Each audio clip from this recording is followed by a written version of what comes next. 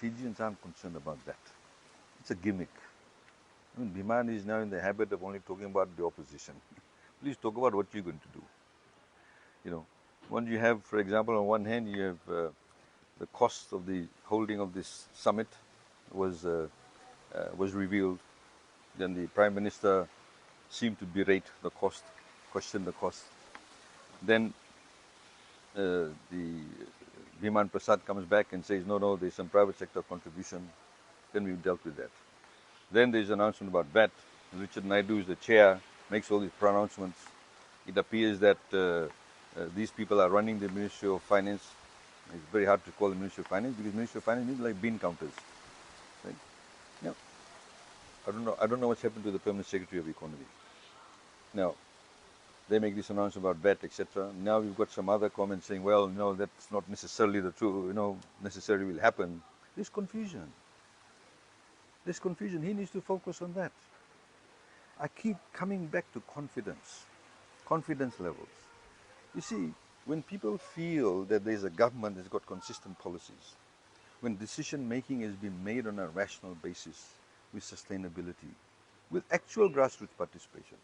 Last budget consultations, we were in the village of Tawake, northeast of Vanuatu, Law Village.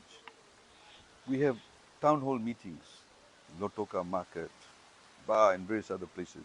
And people actually turn up. In Bar, nobody turned up.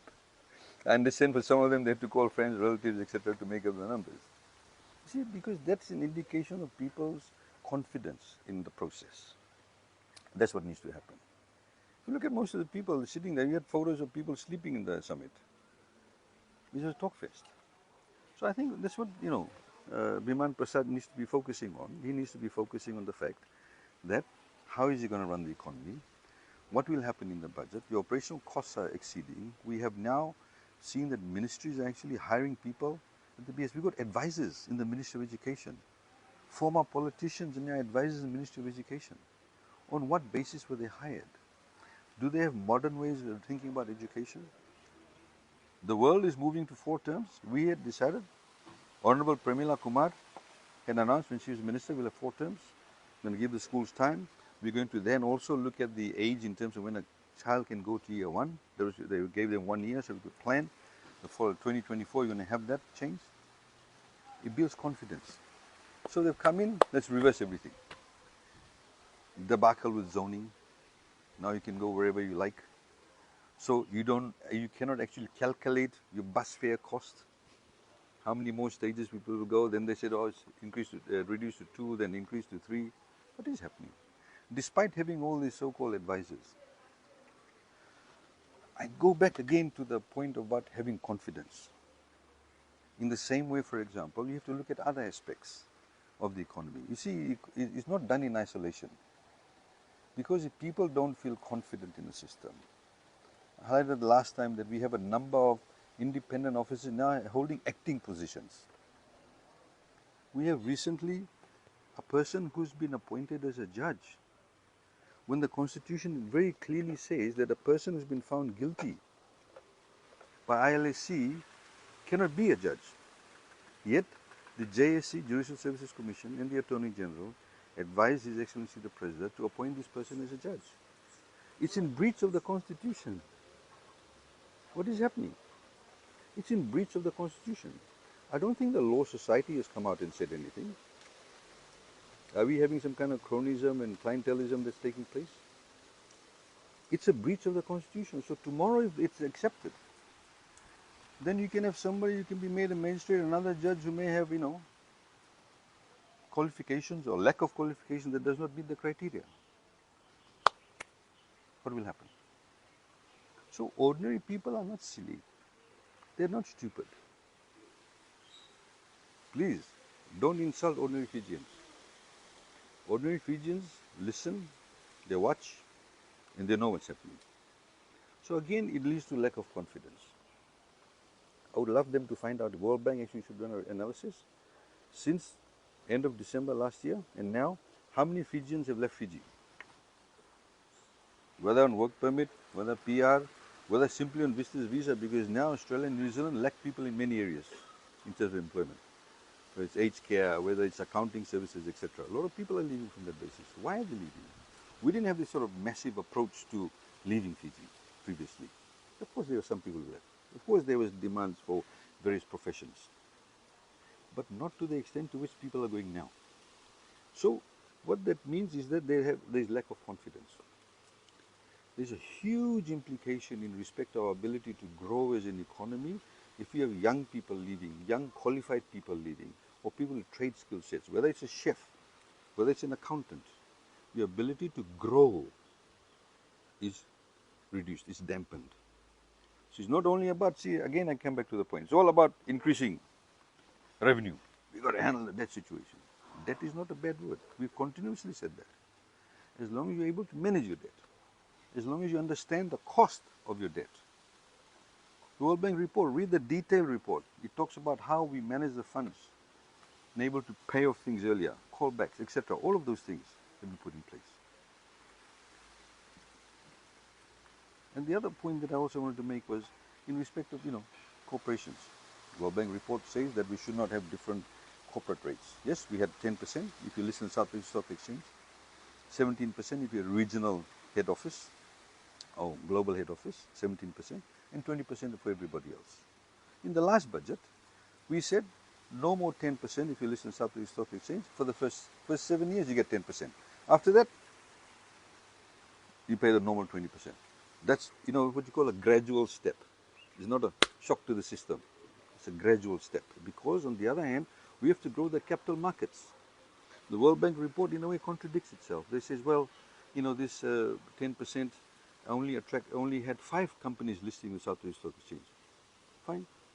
But at least 5 did list. There's not much revenue loss, right? Because only 5 listed. It's not like we had 3 dozen companies that listed to go for the 10% and therefore we had a huge revenue loss. It's 5. We need to develop the capital markets. They know that.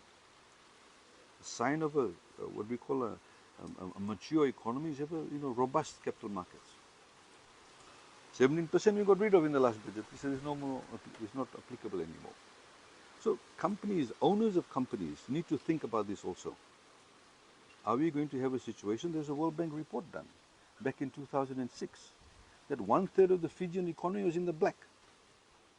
Why? Because companies were cooking books. They thought that the tax rate was too high. So you keep double books, Some shops will have 2 cash registers. One for FRCS, one for themselves. The true accounts. Do we go back to that? We introduced the VAT monitoring system so people don't cook the books. So you see, all of this combined, running economy is not simply let's raise revenue. You have to look at all the factors that contribute to the economy. In terms of board appointments, we are going back to how things were in Fiji. It's jobs for mates. Who kind of currying favor with them.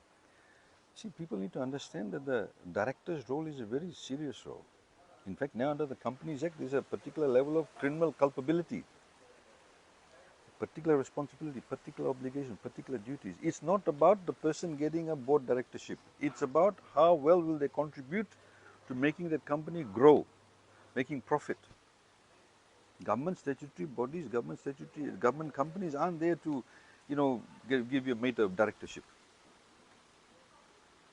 You need to be able to contribute. Look at, for example, Tropic Wood in Fiji. When you appointed the right people for the right job, when you put in the right CEO, when you put in the right board in place, started making money. Debt of in excess of $80 million paid over the period of time, very quickly. Got about $100 million sitting in its account. No more debts. Landowners for the first time getting $36 million paid out in bonuses. If you had the old system where you appoint people who you know, etc., or because of what province they come from, ethnicity, or whether you go to the same church, temple, mosque, whatever, ain't going to happen. It's not going to happen. They don't get that. They don't get that. But I also want to take you back to the civil service. Again, the World Bank report, it says here, going forward, improvements in workforce productivity remains a priority. To keeping the wage bill on a sustainable growth path without impacting service delivery will require civil servants to achieve more with the same resources. This in turn will require increased focus on the distribution of public employment relative to government priorities for public functions and services. to ensure the right people in terms of skills and capabilities are placed in appropriate positions in the department. World Bank report is saying that, which they are loading. Section 123 of the Constitution, which says about appointing people in the civil service on merit through fair competition, meaning you advertise the job, all the positions, you appoint the right person. That's being breached almost on a daily basis. Not happening. World Bank report says you need to do that. So why are you picking out only one part of the World Bank report? To suit your own agenda, suit your own narrative. Unfortunately, I think egos has got in the way. Of course, the Fiji First government, when we put in place certain policies, I remember we put in place a policy about giving $1,000 per child. We wanted to increase savings. You get $500, you get to open the account, $500 upon birth of the child, and $500 to open a bank account, and you're able to claim that money once the child turns 6 or goes to year 1. To encourage, when your first birthday, second birthday, you put the money, when family give you money, you put that in the account to encourage savings. But it did not work. It did not work because people are still milking the system, because not all the registration was available online in real time. So we said, as you know, we spent massive amount of money, still investing, I hope they're still investing, in upgrading our digital space in government services. So if I come and register a child, for example, in Ba, now mother comes and registers in Ba, immediately all the officers get to know about it. We had unfortunately, because it was not in real time, somebody went to Ba, Lotoka, Nandi on the same day for the same child and collected $3,000. That is part of the game, So you see, again, in the same way, your social welfare. All of this is being brought online. We're working with the Australian government in making sure that we have the entire upgrade of the IT infrastructure system, so everybody's available digitally as opposed to having manual records. So all of this is part and parcel of ensuring that you have a workforce in the civil service. You have directors in government-owned companies, directors in statutory bodies. That the focus is not on the appointment. The focus is how best they will contribute to the actual organization to make sure that the public benefits from it. When you have a 100% government-owned company, if it makes profit and pays dividend, it goes to the state. When the state gets the dividend, state has an additional source of revenue. That's how the system works. So unfortunately, this thing about appointments, I don't want to comment on these individuals, but I think people know. Look, the public is not stupid. Ordinary Fijians understand this. You see videos of what they were doing and now who's in the boards. I don't need to get into the kind of gutter level politics of that. Time will tell. Time will also show what will be the benefits or lack of benefits of these appointments. Look, again, obviously it goes to show the priority. You had of this government, you have people like Lenora Tambua, Shashi Kiran Singh, there's another lady whose name I forget. All three of them are deputy ministers. Only one female is a substantive minister and sits in cabinet. Great opportunity to have all three of them, if they wanted to, or another one at least. But that's their choice. Look, that's their priority. That's not for me to comment. That's the prerogative of the Prime Minister. In the same way, the Prime Minister wanted to have all of them as ministers and assistant ministers. That's his prerogative. We have the largest cabinet and assistant ministers ever in Fiji's history. 100% of the people on the government side are ministers and assistant ministers. The operational expenditure increases. Why aren't they focusing on that? Why do they want to penalize the ordinary Fijian by increasing their VAT? Reducing the income tax threshold. Why? So the point is that there is a lot of contradictions. What we see in this summit, the outcome of the summit, the communique actually isn't written in personal form. I would like to thank this person, etc. A communique is a communique. It's a statement. Now, but I digress. The point is there's a lot of contradictions in terms of the operations of government. This economic summit, what it's saying, there's a complete lack of connectivity with ordinary Fijians. Complete lack of connectivity with ordinary Fijians. And I think the sooner they connect, because we want the economy to do well. We want the economy to do well, because if the economy does well, if there's confidence, then ordinary Fijians' lives will improve. That's what we're concerned about. We're not here to just run government down. We're not here to do that. Main focus is the economy. Main focus is a social safety net. Main focus is the private sector is given the space and partners with government to grow. We had plans, we had already advertised, we had in fact identified companies where they were going to build government offices for us to build to our specs, not buying one warehouse and then do partitioning and it's OHS necessarily not compliant, etc. Build to our specs. What would have done? Would have created jobs for construction. Some of these would have taken 2-3 years. And building it out towards, for example, Nasino, where the bulk of the population lives. And we simply pay the rent. So all of these things, there's a growth. Same, I talk about the roads. Nandi Lotoka, road through Vitilevu. They just debunked it. It's actually a good idea. Landowners would have got more money. If you look at the resolution, they're saying land reform. What land reform are they talking about? They say there should be land reform. Ethiopia land must be protected. 91%, we've always said that. The land must be allowed to be developed through their choice. We gave money, funding for that, through Ministry of Economy. Now I understand we're going to move to another ministry. The expertise rests there. So all of these things need to be looked at. Otherwise, there'll be a lot of wastage of funds. And that increases your expenditure, which has an impact on the amount of revenue you collect, how much will go out as expenditure. You need to look at operating expenditure versus capital expenditure. World Bank report also talks about you need to have capital expenditure to actually have growth. No point is increasing VAT, etc., and you don't have growth. No point increasing your revenue, No point increasing revenue when you don't have growth. No point increasing revenue when you're going to have socio-economic problems for ordinary Fijians.